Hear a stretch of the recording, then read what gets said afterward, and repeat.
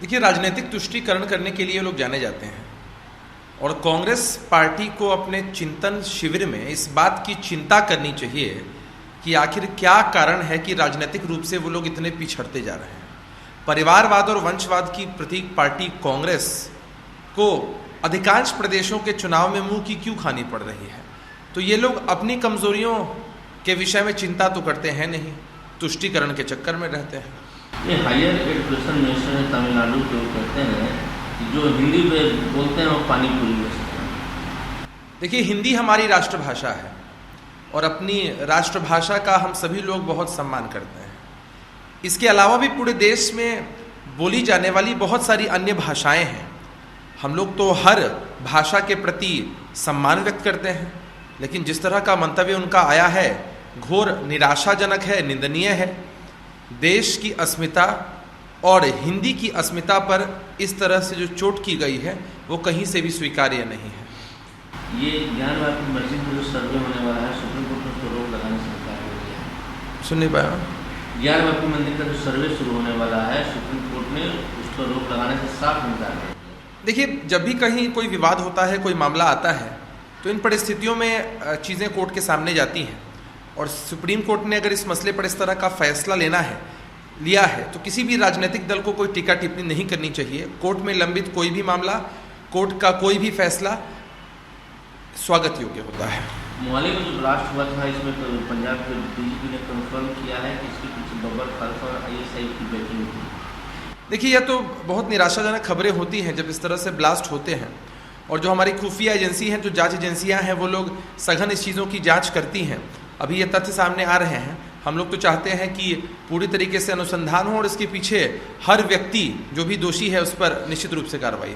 जिस तरह से कश्मीर में कश्मीरी पंडित की हत्या हुई, काफ़ी वहाँ बवाल मचा, प्रोटेस्ट हुआ, लोग न्याय की मांग कर रहे थे। देखिए, कश्मीरी पंडितों के साथ क्या हुआ है यह पूरा देश जानता है। हम लोग तो ये मानते हैं कि किसी भी समुदाय संप्रदाय के लोग हों, उनके साथ कभी जाति होती है तो ये स्वीकार्य नहीं है। विरोध करने का भी लोकतंत्र में तरीका है, विरोध किया जाता है, लेकिन विरोध करने के दरमियान किसी को भी कानून को अपने हाथ में नहीं लेना चाहिए। मनीष सिसोदिया ने अमित शाह से रिक्वेस्ट किया, मांग की है कि जो अतिक्रमण हटाओ अभियान चल रहा है दिल्ली में शुरू किया जाए। ये कहीं भी अगर अतिक्रमण है, गैर कानूनी है, तो उस पर तो कार्रवाई होनी ही चाहिए। यह दिल्ली तक ही मामला क्यों सीमित रहेगा? पूरे देश के किसी भी कोने में यदि सरकारी संपत्ति या सरकारी ज़मीनों पर कोई अतिक्रमण करता है तो उस पर तो कार्रवाई होनी ही चाहिए। राजनीति का विषय है नहीं है। आम आदमी पार्टी के जो विधायक है अमादुल्ला खान को डिक्लेयर किया डिस्ट्रिक्ट सीटर बैठ कलेक्टर। देखिए, सार्वजनिक जीवन में रहने वाले लोगों पर आरोप लगते हैं, लेकिन सबसे इम्पोर्टेंट ये चीज़ है कि जो आरोप लगते हैं अगर उसमें कहीं से भी तथ्य और सच्चाई है तो ऐसे लोगों को सार्वजनिक जीवन में नहीं रहना चाहिए। क्योंकि सार्वजनिक जीवन में रहने वाला कोई व्यक्ति होता है, उसको जनता, उनके फॉलोअर्स पोर्ट्रे करते हैं, और इस तरह की चीज़ें जब सामने आती हैं तो सही प्रतीत नहीं होती हैं। बीजेपी चीफ जेपी नड्डा ने कुल्लू में कहा है कि मोदी जी के लीडरशिप में देश में बहुत बदलाव हुए हैं, बहुत तरक्की हुई है, खासकर मेडिकल क्षेत्र में, वैक्सीन क्षेत्र में। क्या इससे पहले ऐसा हुआ था? देखिए, निश्चित रूप से जब से एनडीए की सरकार आई है और आदरणीय प्रधानमंत्री जी एनडीए के नेता हैं, देश के प्रधानमंत्री हैं, लोगों का अटूट विश्वास, भरोसा उनके साथ है और उनके कार्यकाल में, उनके नेतृत्व में देश प्रगति की राह पर आगे बढ़ रहा है। और यह मुश्किल दौर हम सभी लोगों ने झेला था। इस मुश्किल दौर में इस स्तर पर जाकर वैक्सीनेशन पूरे देश में किया गया, यह स्वागत योग्य है। आज से पूर्व कभी इस तरह का मौका सामने आया नहीं था, और जिस तरह से सरकार ने आदरणीय मोदी जी के नेतृत्व में काम किया है, बेहद स्वागत योग्य है। कांग्रेस ने रेवल केवी थॉमस को एक्सपेल कर दिया कुछ ही देर के बाद, जैसे उन्होंने सीएम के पी विजयन के साथ, केरला के सीएम के साथ उन्होंने मंच शेयर किया, उसके कुछ ही देर बाद उनको पार्टी से।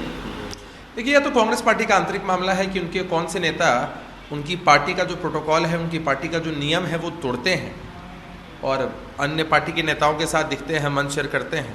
तो इस पर हम लोगों की क्या विशेष प्रतिक्रिया हो सकती है? कांग्रेस पार्टी ने वाजिब समझा होगा, एक्शन लिया होगा। ऐसे भी कांग्रेस पार्टी कोई आंतरिक लोकतंत्र से चलती तो है नहीं। कांग्रेस पार्टी में तो परिवारवाद, वंशवाद हावी है। तो वो लोग क्या करते हैं, नहीं करते हैं, इस पर हमारी क्या प्रतिक्रिया हो सकती है? एमके स्टालिन ने कहा कि हम लोग सही स्टेप लेंगे, कावेरी विवाद में मैक्सिमम शेयर लेंगे। देखिए, यह तो दो प्रदेशों के बीच का मसला है और इस पर वहाँ के नेता, मुख्यमंत्री, उन्होंने कहा है कि यह चीज़ें करेंगे। लेकिन हम लोगों का ऐसा मानना है कि जब भी कभी इस तरह का विवाद सामने आता है तो चूँकि यह देश के अंदर का मसला है तो किसी भी मसले का हल मिल बैठकर बातचीत से निकाला जा सकता है। बातचीत का जो दरवाज़ा है वो हमेशा खुला रहना चाहिए।